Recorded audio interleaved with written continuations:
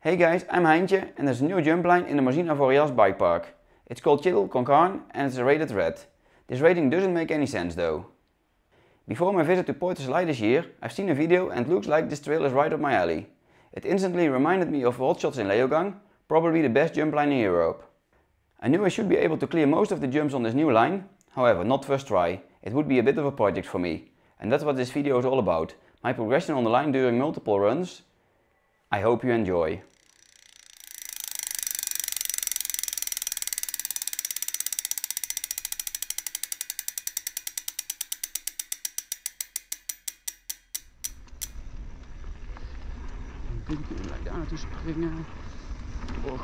Well, I start out with my first run. I run just to scout out the line, make sure there are no surprises. Let me tell you that if you're only interested in my best full run, feel free to skip ahead to this timestamp. Here I reach the main feature of the line, the only gap in the entire line, the one from the thumbnail. Rolling this one is not an option, so I first checked it out on foot. After the road gap in LeBlanc, this one looks easy for me, so I went for it straight away. Don't get me wrong, it's still a huge drop. You need quite a bit of speed. Speed you only can get by pedaling your ass off. The thing that makes this one easier is the huge run out. You can basically land as deep as you want, and there's plenty of room to slow down for the corner, if you want to. You just don't want the case, trust me. During one of my runs there were a bunch of guys checking out the drop, something I only can encourage. You don't want to hit features like this blind. Only they cleared the drop just at the wrong time. If they stayed slightly longer, I would have aborted the run. Now I felt I could still make it and went for it. My front wheel made it to the landing, only after I landed too flat with my back wheel. Even on a downhill bike I felt that one in my ankles. It also surprised me I didn't wreck my wheel.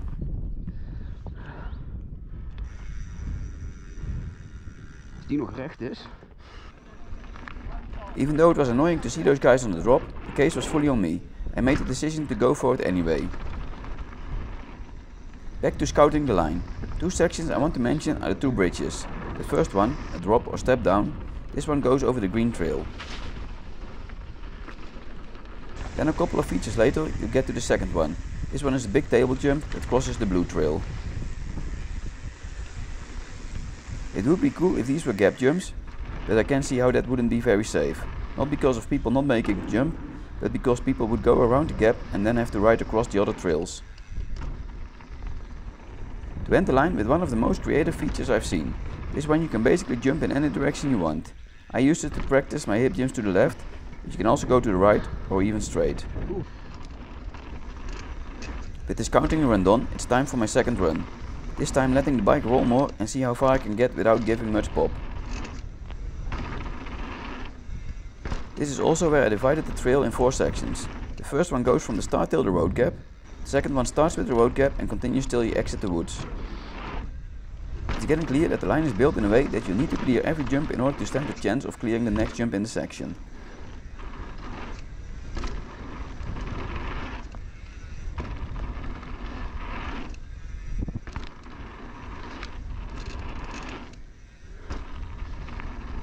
The third section starts underneath the lift. As you can see by the flags, this part has some side wind, so I was very careful here, meaning I could not clear anything till section 4.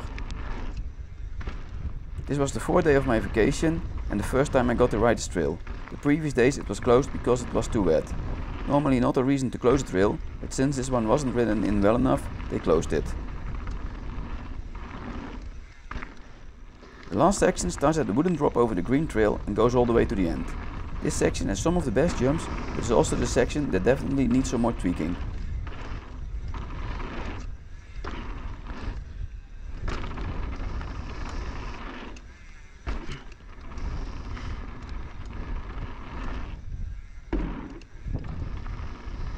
Time for my third run. Let me now focus on the second section. Let's start with the road gap. Yes, you can pass it on the side and roll into the landing. However, you definitely need the speed you gain from the drop to clear the upcoming step up. With this part still being very wet, clearing this one was a bit of a challenge. Followed up by a small double. Small features like this are so important to be able to control your speed for the next jumps. Speaking of which, the next two are perfectly built. Pretty big, but not too hard to clear. That brings us to the last two jumps of this section. These require a lot of effort to clear. Wow. They're quite steep, giving you more height and distance, so you need to really pop these to make it to the landing. Something I somehow managed to do during this run, surprising myself. It's nice to have one section in the bag in just a few runs. This gave me the confidence that I could clear more sections. Unfortunately, I had only one day with good weather left. The next day was all about this trail. What I did was a lot of top to bottom runs, every time gaining a bit of experience and muscle memory. For the video, I'll go about it in the previous mentioned sections. With section 2 in the back, let's focus on section 4. This one is all over the place. I have the feeling they kinda rushed building this part. It just doesn't work as you think a jump line should. First you have to drop down the bridge.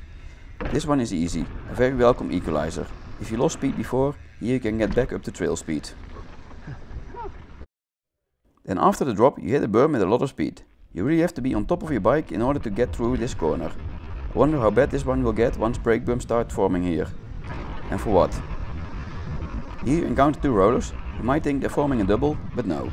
The first roller is too small to jump from, and even with all the speed you have, you won't make it to the second roller. You can see this one from the lift, and I've not seen anyone jump this. That brings me to the next problem. With the speed, it's almost impossible to keep the bike on the ground over the second roller, more or less dropping into the next step up. A step up, part of an on-off feature. The on part is easy, like I said, you'll have plenty of speed. However, the off part, the step down, is quite a pull. Next is a huge step up table. However, when I land the step down in the landing, I end up with way too much speed for this jump. Even with hitting the brakes a bit, I almost landed this huge jump to flat. Next is a hip jump that I skipped.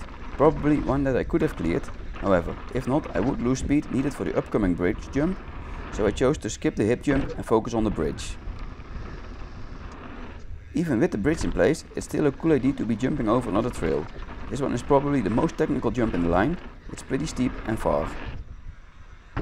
During my first runs I landed on the end of the bridge. Yeah, the worst spot to land. When you land just before the landing, you basically turn the landing into a drop. A drop you have to prepare for while still in the air. Then after a couple of runs, all of a sudden I fully cleared the whole thing. Again, a bit of a surprise for me. I wasn't even sure if I had it in me to clear this one. This one requires a lot of pop and commitment, something that's still scary to me on jumps this size. Then a couple of runs later I even started to overshoot this one as well. Signs that it was time to take a break and go ride some tech trails.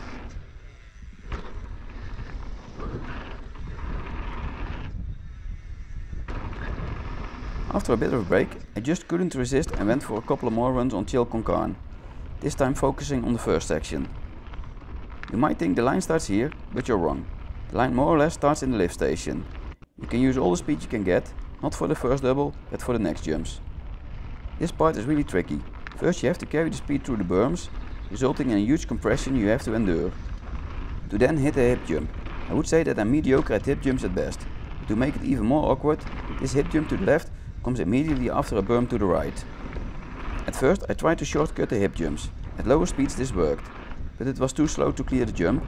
My problem was carrying the speed through the berms.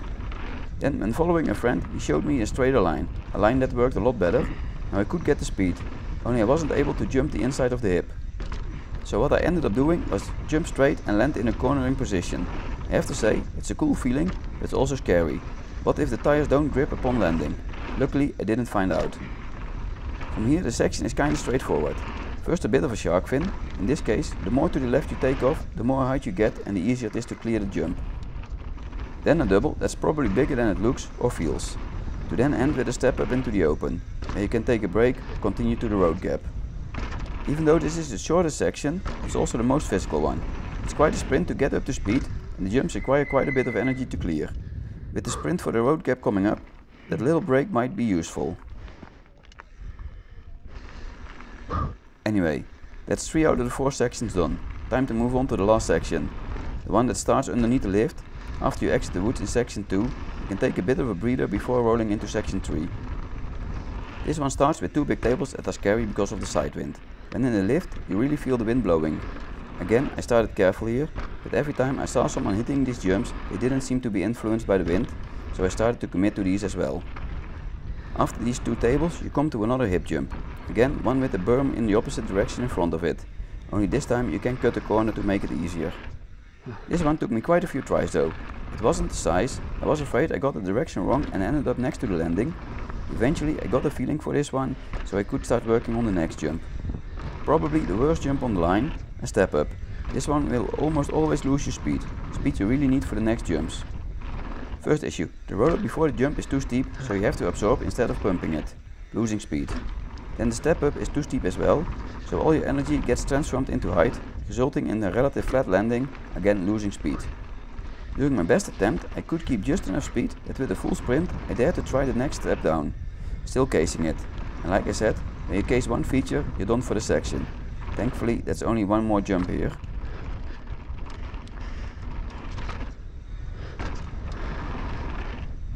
But with that section I've covered the entire line. Now before I show a full run, let me talk about the rating. I think this one has no right being rated red, it should be black. Sure, everything besides the road gap can be rolled, however, in order to clear most of the jumps you must have quite some skill. The way it's built, you can't even rely on speed, you really need to pop and commit for most jumps. When you compare the features on this line with features on other lines close by, it doesn't make any sense. Take for example this so-called road gap on the red line in Super Morzine. It's tiny compared to anything Con Carne has to offer. And even on the line itself, after you end the line you still have a bit to go to get back to the lift, and there you can go for this step up gap. Yes, it's a gap, but it's so much easier than anything you've seen in this video. Oh, and in case you missed it, this one is rated black. Anyway, time for the full run video I promised and conclude the video. Con Carne is a fun jump line with a lot of potential. The top section works great, only the further down, the more off the line feels. It's a new line, so this is basically version 1.0. I think we'll get to see some adjustments and tweaks over time, turning this one into the best jump line in Port of Soleil. The fact that the line consists of 4 sections that each require you to nail each jump in order to stand a chance to clear the next one is both a blessing and a curse. If you case a jump, that section is over, somewhat ruining a run. However, it's also great motivation to commit a tiny bit more to clear it. I noticed that after the 15 or so runs I did on this line, I got a lot better at jumping. Or better said, I got a lot more confidence. I used to stay kinda neutral on bigger jumps, relying on speed instead of skill. I always found it scary to fully extend my body to get the most pop possible. I always felt that I couldn't adjust small mistakes while fully extended, therefore I didn't fully commit on bigger jumps. With this line built in a way that you just can't clear all the jumps with the speed alone forced me to fully commit. Something I noticed I start doing on other trails and jumps as well. For those of you who skipped to this section, let me mention the grading again. This trail is rated black, but it makes no sense to me. It should be rated black, for sure. First of all, you have the kinda mandatory road gap, but also all the other jumps are big enough to be rated black. These are the kind of tables you can still crash hard if you just come up short. One thing that wasn't an issue now, but might be in the future, are braking bumps. I'm afraid that some bumps might be really sensitive for them. You go through them with so much speed. With a huge amount of beginners giving the line a try, I'm afraid there will be a lot of braking bumps in no time. But then makes it harder to keep the speed needed for the jumps. Let's hope they keep up the maintenance. With that I've come to the end of the video, kinda. As always, thank you so much for watching. I hope this video was helpful, or at least entertaining. If you liked the video, feel free to hit that like button. If you've ridden this trail as well, let me know what you think in the comments. Do you agree with my conclusion? Anyway, I hope to see you back for my next video. Maybe that one will be the La Bresse video I promised. Until then, have fun riding. Houdoe! I said I kinda got to the end. Well, now I'm here, it's time to finally hit the famous Widowmaker in Super Morzine. A jump that was out of my league last year. Now I was confident enough to go for it. I was more concerned about the step down before, so I checked that one out on foot first. Dat is helemaal niet zoveel. Then I went for it and it turned out this one was so much easier than I thought. It was so easy that I landed so deep it scared me. Therefore I bailed and just rolled a big jump. With this being at the end of the last day of my vacation, I only had one more chance to go for it, so next run I went for it.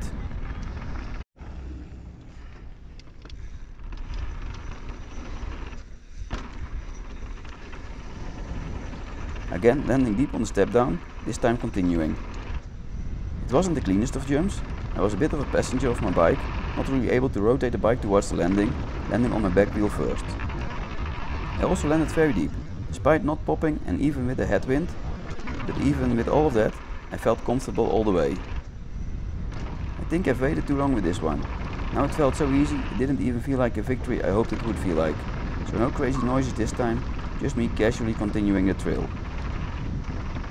Anyway, that's one in the back as well. Time to end the video for real now. Houdoe.